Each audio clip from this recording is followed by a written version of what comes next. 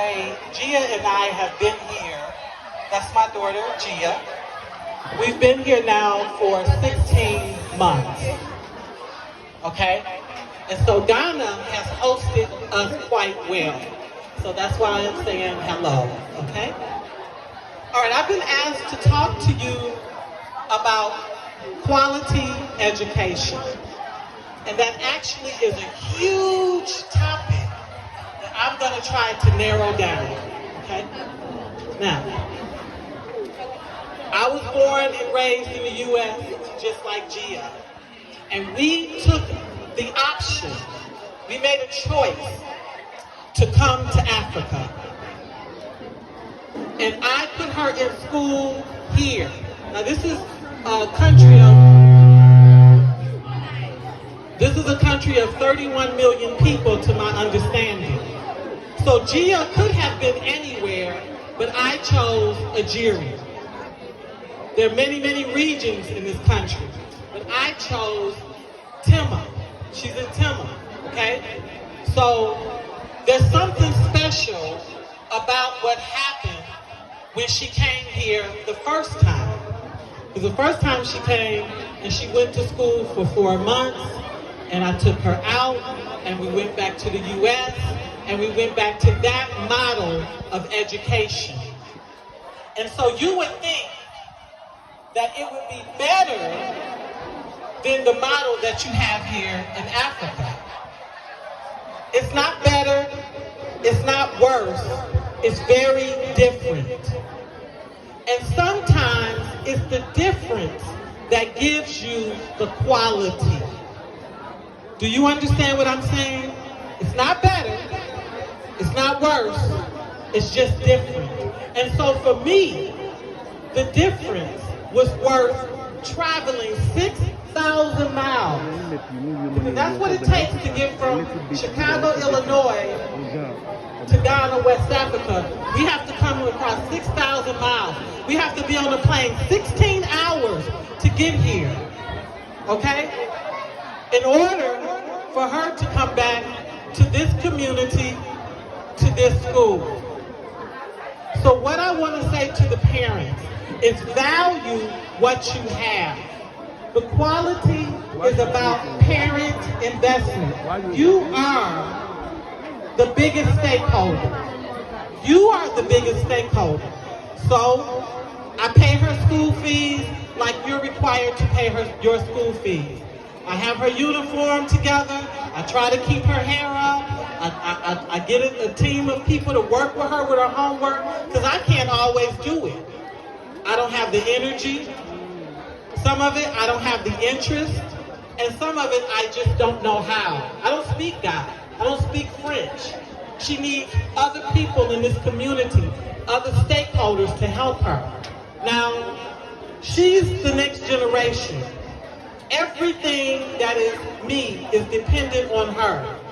If we're to leave anything behind, it starts with investing in our children. And the biggest investment we can give children is a solid education, a quality education. When you don't like your school, when you don't like curriculum, when you're struggling with an educator, what you do is you work with them.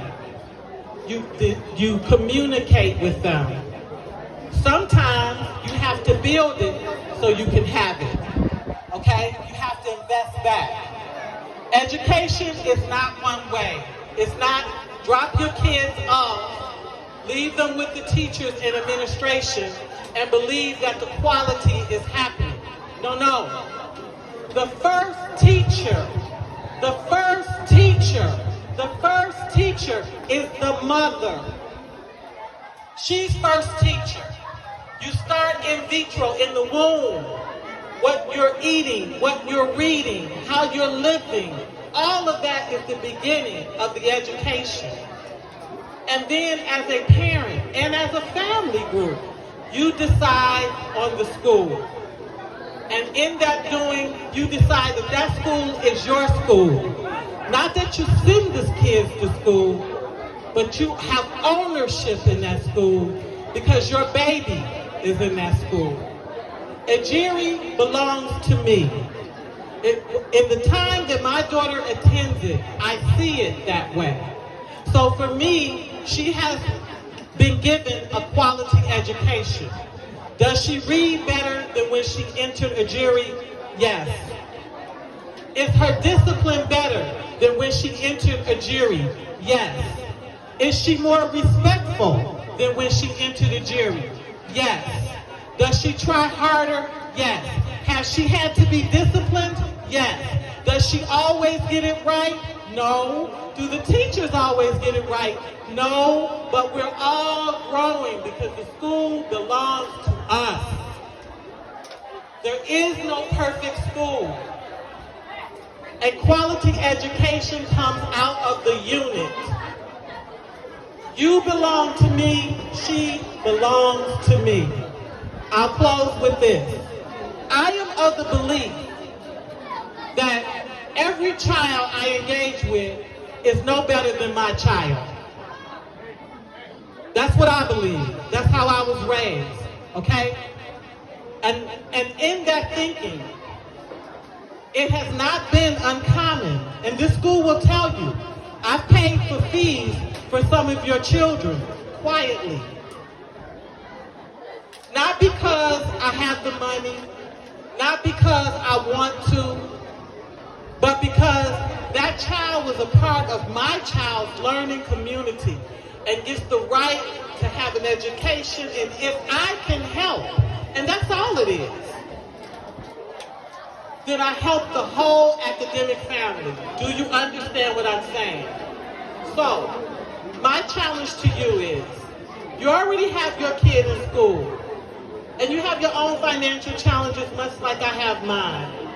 Begin to see the other children as your children as well, and give back a little, just in case a child is short on their fees, don't have feeding fees, don't have transport, need a notebook, need printing fee, so that the school can have a special pot, a special account that's for emergencies for the kids. No kid should come here and be thriving and have to be sacked. I don't like that word. If there's a word I've learned in Ghana that I don't like sacked. No child should be sacked from school, but I understand the responsibilities of schools. They have to function, and they need funds to function. So let's decide as a unit. Don't look at me as a foreigner. Look at me as a mother with a child that attends Ejiri Preparatory School here in Newtown. And let's decide that we want to put together a fund that protects our children from being sacked. The administration will decide who is worthy of it, because people tell stories. But at least we should have it in place. That should be something new that we add, that I think will add quality, some additional quality to Ejiri Preparatory School. And I thank you for your time.